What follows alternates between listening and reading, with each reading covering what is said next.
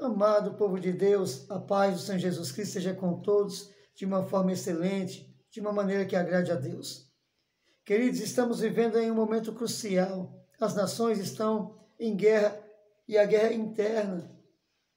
Os maiores inimigos das nações é o próprio governo, porque eles estão fazendo de tudo para tirar o direito e a liberdade de todos. Então, o inimigo do Brasil, na verdade, não é a China. A China está distante lá, pode sim causar algum dano, mas o maior problema do Brasil é os poderes do Brasil, principalmente o judiciário. É o problema do Brasil. E não só esses, senadores, deputados, contra o brasileiro, contra. Por quê? Porque eles são marionetes nesse momento. Eles não entendem isso, claro. Eles acreditam que estão cuidando, né, do interesse pessoal deles. Mas não é isso. Efésios capítulo 2 fala a verdade. A palavra de Deus sempre revela a verdade. E eles estão sendo conduzidos pelo anticristo. Essa é a verdade. E tudo isso está acontecendo para quê e por quê? Primeiro, para o cumprimento das profecias. Daniel, ele fala que vai vir um anticristo. E Apocalipse também fala. Principalmente Apocalipse, capítulo 17, fala que vai se levantar 10 poderes na terra e vão dar o seu poder à pessoa do anticristo. Isso mesmo. Então, o que ocorre?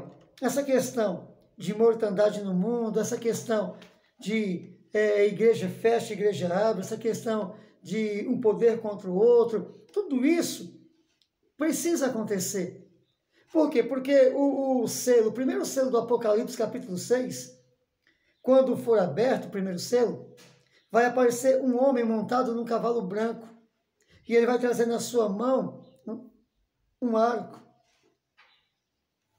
O cavalo branco ali simboliza uma paz. Isso é uma falsa paz, porque aquele montado no cavalo branco, de Apocalipse 6, é o anticristo. Só que o anticristo, ele não vai vir como um dominador. Você percebe que no texto ele está com uma coroa na cabeça, e está escrito que ele veio vencendo e para vencer, sem fazer guerra. Por quê? Porque vai ser dado a ele o poder. Por quê? Porque ele vai ser aquele que o mundo vai clamar como aquele que possa resolver todos os problemas. Então, primeiro se cria o caos, para depois apresentá-lo como a solução. E tudo isso, Deus está no controle, sim. Mas por que Deus permite? Porque a humanidade tem amado o mal. A própria igreja, você veja que Deus ele exorta a igreja a todo momento. Rapaz do picolé na rua, aleluia. Voltando aqui. A igreja, ela é exortada a despertar. Olha o que está escrito em Efésios. Desperta tu que dormes. A igreja está dormindo. Olha a Mateus 25. As virgens dormiram, as 10 virgens, as prudentes, as ímpias dormiram. Como é que está a igreja hoje? Cada um pensa em si. Cada um pensa em si. Ninguém está fazendo realmente a obra de Deus. Estou falando da igreja. Nós, igreja, não estamos fazendo a obra, estamos cuidando de nós mesmos. A pregação do evangelho tem sido banal. Tem se cumprido de novo Gálatas 1, quando o apóstolo Paulo diz assim, olha, tem alguns que transtornam o evangelho de Cristo, que estão pregando um outro evangelho, ainda que não seja um outro, mas estão torcendo a palavra. Quer ver, nós sabemos que esse mundo vai acabar com o fogo. Sabemos que esse mundo vai ter o governo do anticristo, que vai ser um caos. Mesmo assim, o que a igreja faz? Campanha de prosperidade, porque as pessoas querem casa, querem carro, querem bens. É isso que as pessoas querem. como se fossem viver aqui para sempre, mesmo Deus anunciando que vai acabar. Que vai ter uma perseguição, que vai ter um reinado do anticristo, que os cristãos vão ser perseguidos, mortos, que o anticristo vai fazer guerra contra os santos e vai vencer os santos, se tratando de Israel. Daniel fala sobre isso. Mesmo assim, a igreja vive como se nada disso fosse acontecer. Deus não falou a verdade. Pastores que não conseguem fazer outra coisa a não ser ir no culto. Pastores que em 7 dias da semana vai 3 vezes na igreja, só nos cultos. Que não ensina, que não visita, que não tem estudo bíblico. Até a escola bíblica é deixada para trás. Quantas pessoas, sabe, negligenciando, quantas pessoas que poderiam estar nas escolas bíblicas, que ainda há em algumas igrejas, e vai para outros lugares, dorme até tarde, sai para um almoço de família, vai para a roça, aqui na cidade, em outros lugares vai para a praia, deixando a casa de Deus. A igreja tem vivido um período de tempo como se as profecias não fossem acontecer. E aí Jesus vem e diz assim, ó, o dia do Senhor vai ser como nos dias de Noé. Vão estar casando, comendo, bebendo, dando-se em casamento, e aquele dia vai pegar de surpresa. Para quem que Jesus está falando isso? Jesus não está falando isso para o mundo. Jesus está falando isso para a igreja. É para a igreja que Jesus está falando. Que muitos na igreja vai ser pego de surpresa. Olha o que Jesus fala para a igreja. Que o caminho apertado e a porta apertada conduz à salvação. Mas o caminho largo, a porta larga, conduz para a perdição. Para quem Jesus está falando isso? Para a igreja. E ele diz, ó, e porque a porta é apertada, o caminho é apertado, a portinha é apertada para a salvação, é poucos que encontram. Então significa que na igreja, toda aquela multidão que vai nos cultos, nem todos vão se salvar. Nem todos. Mas porque o caminho é largo e a porta é larga, que conduz ao inferno, muitos passarão por ela. É Jesus que está falando isso.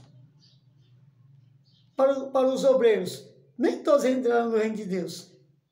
Mas os obreiros continuam fazendo a mesma coisa, os pastores também. Pastores que sabem o que devem fazer, mas por conta de alguma situação que se magoou, não vai mais nos cultos, só vai quando prega. Não visita ninguém.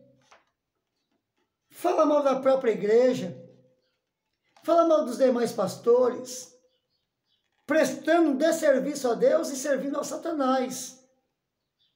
Porque a palavra de Deus diz que não convém que a língua diga o bem e o mal. É um ou outro. Porque a fonte de água doce não jorra água salgada. E a fonte de água salgada não jorra água doce. Mas aí o Tiago, ele diz, né?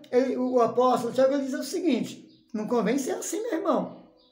Na mesma hora que abençoa os irmãos, com a mesma boca amaldiçoa também. Aquele que Deus fez a sua imagem e semelhança. Não convém ser desse jeito, mas é o que tem acontecido. Crente que fala mal da sua própria congregação, em vez de estar ali orando, jejuando, consagrando, orando pelos fracos, intercedendo, pedindo perdão pelos pecados cometidos. Não, em vez de fazer a obra de Deus, está lá também. No mesmo texto, Tiago 3, olha, a língua é inflamada por quem? Não sou eu que estou falando. Eu só estou aqui vos lembrando da palavra. Está escrito que a língua é inflamada pelo inferno, por isso fala mal do pastor, por isso fala mal de outros irmãos, por isso reclama do louvor, por isso não se sujeita às autoridades constituídas por Deus, e quando fala isso, não está falando das autoridades do mundo não, porque o mundo está rejeitado, viu? Está falando de pastores, porque tem pastor e tem copastor. O pastor vai lá e unge outros pastores, os pastores que foram ungidos pelo próprio pastor, presidente, se levanta contra o pastor e quer tomar o lugar e sai da igreja e fala mal e se levanta contra, porque não entendeu que foi ungido para ajudar a carregar as cargas, a resolver os problemas. Então a igreja vai ser acometida. E tudo isso está acontecendo para que se cumpra também o que o apóstolo Paulo escreveu pelo Espírito Santo a Timóteo. Que nos últimos dias os homens seriam amantes de si mesmos. Me magoou. eu tenho um plano aqui, deu errado, não, então eu não vou mais servir Deus. Apostatando da fé. Muitos pastores apostatando. Pastores, presbíteros, evangelistas, diáconos, obreiros, cooperadores, apostatando da fé. Qual é a cidade que você habita que você não conhece, pastor que se afastou, ou presbítero, evangelista, que pulou de uma igreja para outra, de uma igreja para outra e depois acabou dizendo assim, para se confortar, algo que não vai funcionar no dia do juízo. Mas quer se confortar. Não, eu não preciso servir Deus na igreja, em casa. Quer dizer, cuidando de mim mesmo. Cuidando de mim mesmo. Mas os obreiros foram chamados para cuidar da igreja de Deus, a quem Deus vai pedir conta, meu querido. Então, assim, quando o anticristo vier, ele vai vir para acabar com as guerras do mundo e até isso, unificação das religiões. Mas vai ser o inimigo. Então, tudo o que está acontecendo para que se cumpra as profecias, para que o cenário venha a ser preparado para a recepção do anticristo como Salvador do mundo. E Deus vai permitir. Por que Deus vai permitir? Por causa da dureza do coração do povo de Deus. Que em vez de obedecer a palavra de Deus, olha, mas eu obedeço, meu amado, se nós obedecermos a palavra de Deus, não há inimizade no meio do povo de Deus. Se todo o povo de Deus obedecer a palavra de Deus, não vai haver inimizade. Não vai haver essas porfias, não vai haver essas coisas todas. Não vai haver. Por quê? Porque no momento que um falhar com o outro, o mandamento para quem falhou é o arrependimento. E o mandamento para quem foi ofendido é o perdão, é a misericórdia. Então, é o amor, amar o inimigo.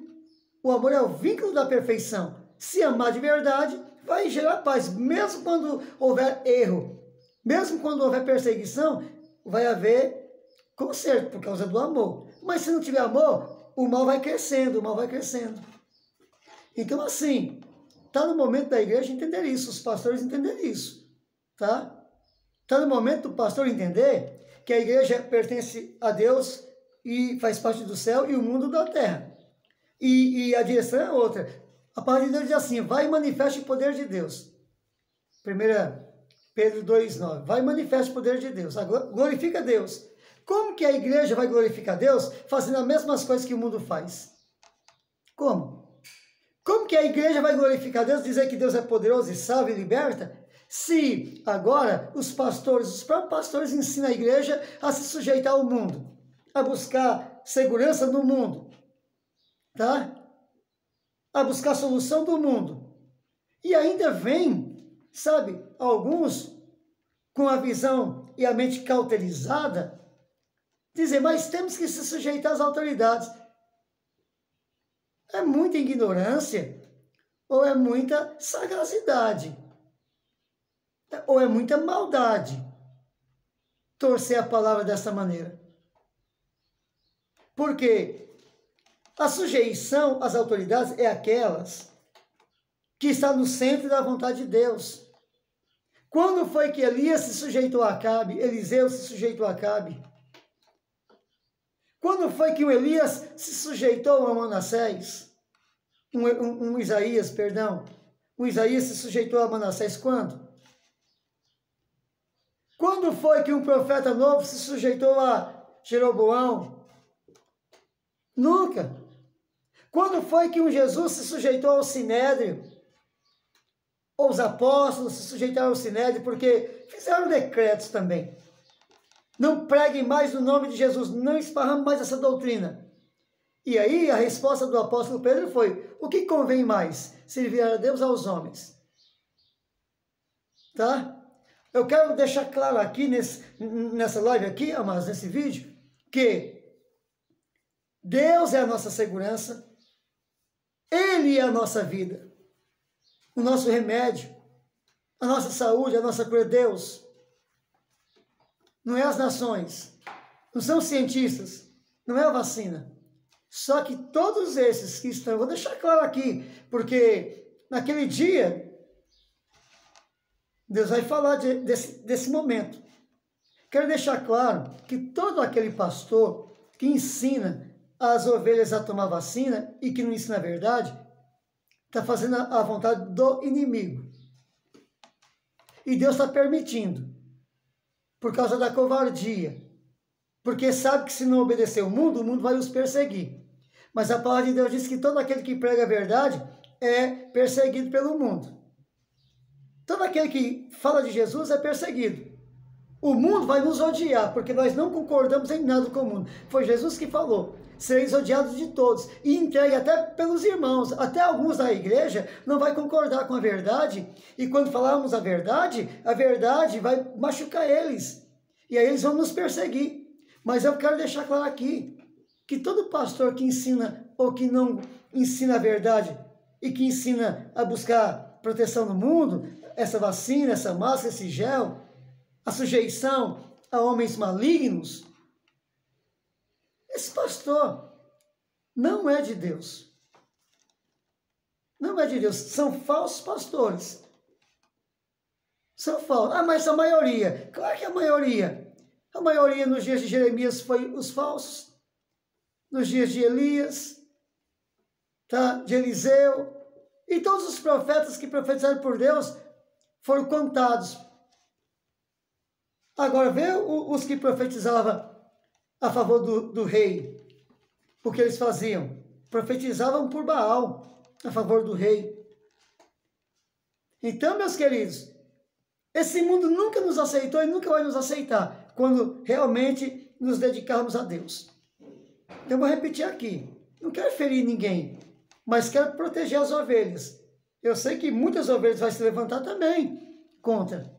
Porque, na verdade, não são ovelhas. Como é que eu vou deixar a proteção de Deus para me sujeitar à proteção do mundo? E ainda em uma coisa duvidosa, obscura, onde o próprio mundo, tem pessoas do mundo que é contra essa vacina. Tem cientista, tem médico que é contra essa vacina.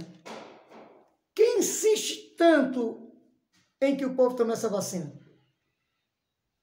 É os médicos? Ou é o governo que não sabe nada de ciência? Ou é um governo que por anos tem debilitado a nação? Então, meus amados irmãos, Jesus vai voltar. E quem estiver junto com o mundo se constitui inimigo de Deus. E muitos pastores vão ouvir Mateus 7, 21 e 22, 23. Não vos conheço, nunca vos conheci. Apartai-vos de mim, você que praticou iniquidade, porque enganou a igreja. Para estar bem, né? Para ganhar o favor, né, do governador, do prefeito, dos vereadores, do presidente, né, do STF e tal. Vamos nos unir. Pode contar comigo aí, ó. Aí vai lá e toma vacina e mostra a carteirinha. Nunca foi de Deus. Mas ainda tem tempo para eles se arrependerem, se converterem também. Fica aqui esta palavra. O momento que nós vivemos é um momento terrível e nos falta às vezes sabedoria ou alegria. Então a gente vem aqui com esse tom, dessa maneira, porque a coisa está terrível. Muitas ovelhas estão sendo desviadas. Então que Deus nos ajude a todos em nome de Jesus Cristo. E oremos. E que Deus abençoe a igreja e abençoe os sinceros e verdadeiros, aqueles cujo nome encontra escrito no livro da vida. Deus abençoe a todos. Amém. Amém. Graças a Deus.